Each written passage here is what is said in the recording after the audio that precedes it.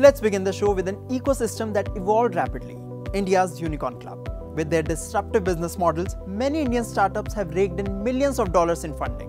They have witnessed a massive surge in valuation, but many of them are now struggling. Watch this report to know more.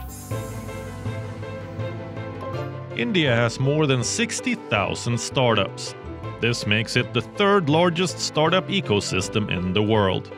It's witnessing a phenomenal rise of startups. Today the country has 100 unicorns, a term used to describe firms with a valuation of more than $1 billion. But the picture is not as rosy as it may look. These startups may have managed to raise funds at high valuations, but very few have managed to crack the code of profitability. You would be shocked to know that according to data shared by data analytics firm TrackXN Technologies, only 23 of India's 100 unicorn startups are profitable. While some unicorns are loss-making entities, others have been labeled as zombie unicorns. Zombie company is a company that needs bailouts in order to operate, or an indebted company that is able to repay the interest on its debts but not repay the principal. Zombie unicorn is a term for startups that keep going after funding runs out, but they don't actually grow. Investors no longer view them as being attractive. They are not dead, but they are on the verge of becoming irrelevant. Misho, which is referred to as the Indian e-commerce rival of retail giant Amazon, is one such example. Its valuation more than doubled last year to $5 billion.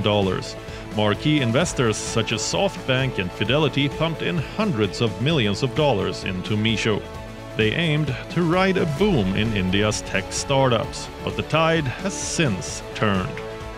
Now Misho is trying to raise debt and cut expenses. Its efforts to raise fresh funds of $1 billion floundered.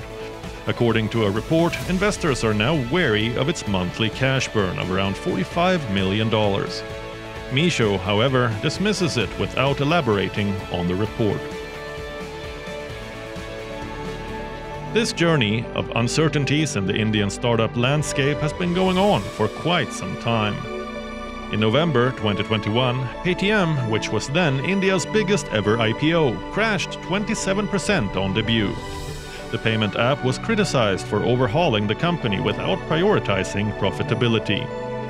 Cut to 2022, April was the first month in more than a year that India had no new unicorns. Recently, edtech unicorn Vedantu fired over 600 employees.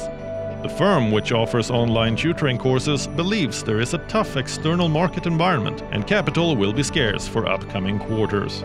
While Indian food delivery firm Zomato and beauty retailer Nykaa had blockbuster listings, their shares are also down from their respective peaks.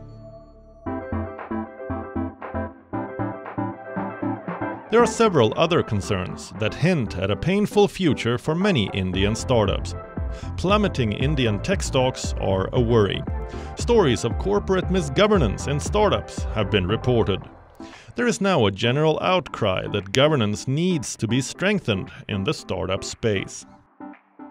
Investors who are spooked by fears over corporate governance are stepping up scrutiny during due diligence efforts. This could lead to a delay in funding rounds. There are fears that a funding crunch would lower valuations.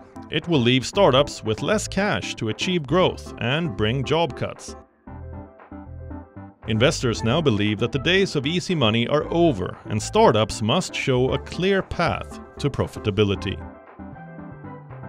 This could slam the brakes on the unprecedented growth and dull the lure of Indian startups.